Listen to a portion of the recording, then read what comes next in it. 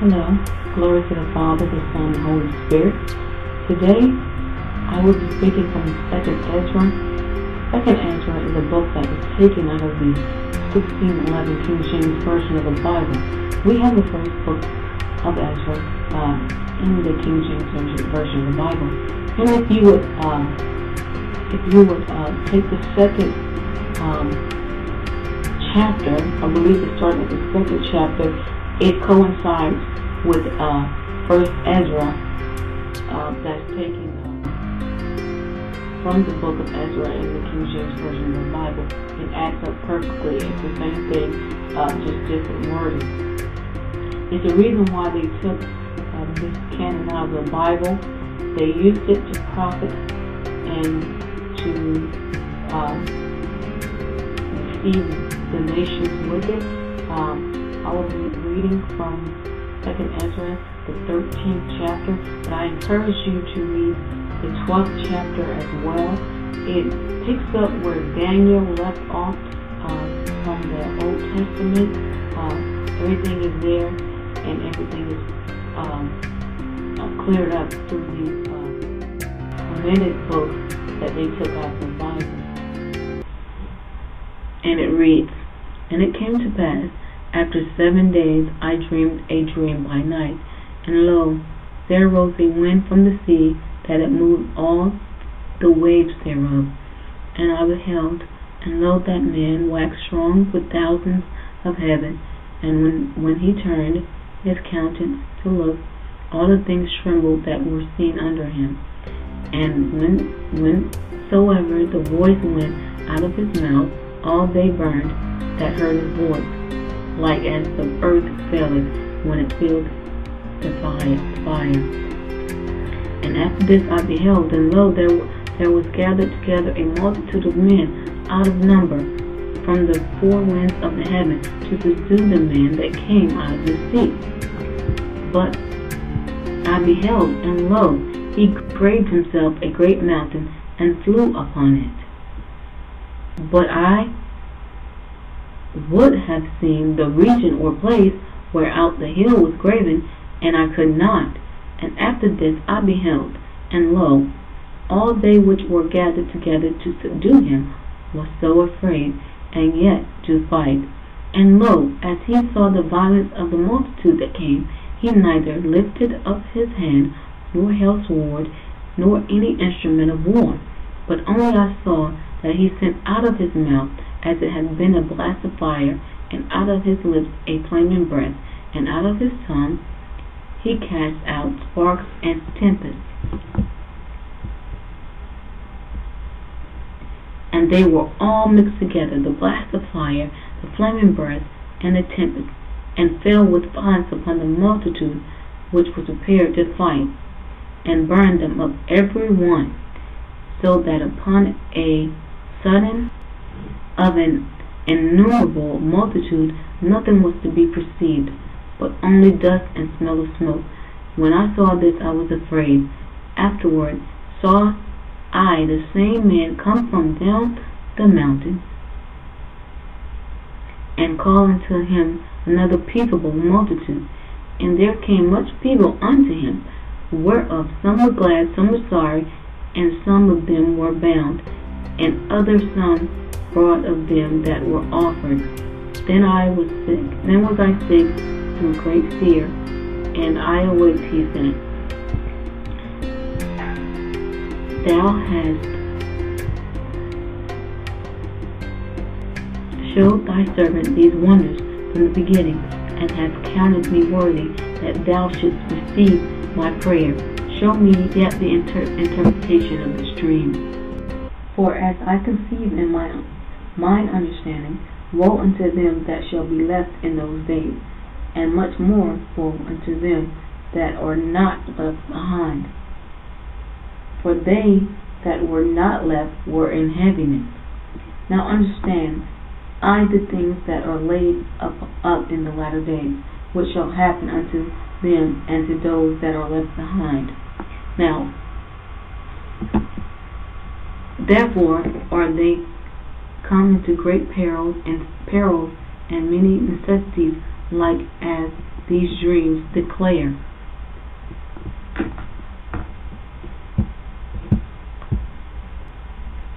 Yet is it easier for him that is in danger to come into these things than to pass away as a cloud out of the world, and not to see the things that happen in the last days. And he answered unto me, the interpretation of the vision shall I show thee, and I will open unto thee the thing that thou hast acquired. Whereas thou hast spoken of them that are left behind, this is the interpretation. He that shall endure the peril in that time hath kept himself, that they that be fallen into danger, as such as have worked and faith toward the Almighty. Know this therefore, that they which be left behind are more blessed than they that be dead. This is the meaning of the vision. Whereas thou sawest a man coming up from the midst of the sea, the same is he whom God the highest hath kept a great season, which by his own self shall deliver his creature, and he shall order them that are left behind. And whereas thou sawest that out of his mouth came as a blast of wind and fire and storm, and that he held neither sword nor any instrument of war, but that the rushing in of him short the whole multitude that came to subdue him. This is the interpretation. Behold, the days come when the Most High will begin to deliver them that are upon the earth, and he shall come to the astonishment of them that dwell on earth. And one shall undertake to fight against another, one city against another, one place against another, one people against another, and one realm against another. And a time shall be when these things shall come to pass, and the signs shall happen which I showed thee before. And then shall my Son be declared, whom thou sawest as a man ascending. And when all the people hear his voice, every man shall in their own land leave the battle that they have won against another. And an innumerable multitude shall be gathered together, as thou sawest them willingly to come and to overcome him with fighting. But he shall stand upon the top of Mount Zion, and Zion shall come and shall be showed to all men, being prepared and built like as thou sawest the hill graven without the hand. And this my Son shall rebuke the wicked inventions of those nations which for their wicked life are fallen into the tempest.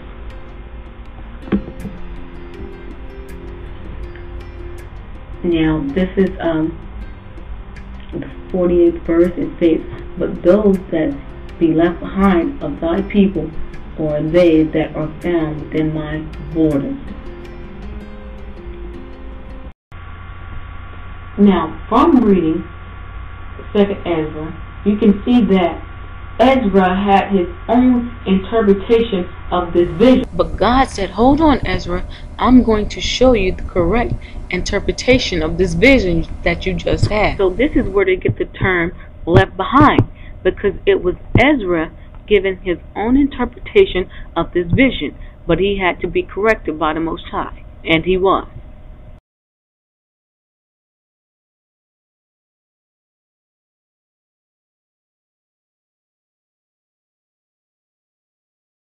God was showing Esdras this.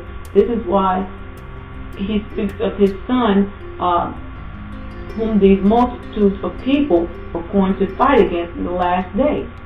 So now we have, without a shadow of a doubt, the terms left behind and those left behind, and what's going to happen to those left behind. Once again, this canon was taken out, and then the scriptures were twisted and perverted, but only to a certain extent, because Ezra gave his own interpretation of those left behind. Men and women took these verses and they profited from it. Okay? I encourage all to take a look and study these books that were taken out. They do fill in the pieces or the blanks that we so desperately need in these last days. Also that the book of Esdras talks about the tribes been taken over to a new land called Esdras. Some believe that Esdras is today our modern day America. Very interesting. Again, those who have an ear, let them hear.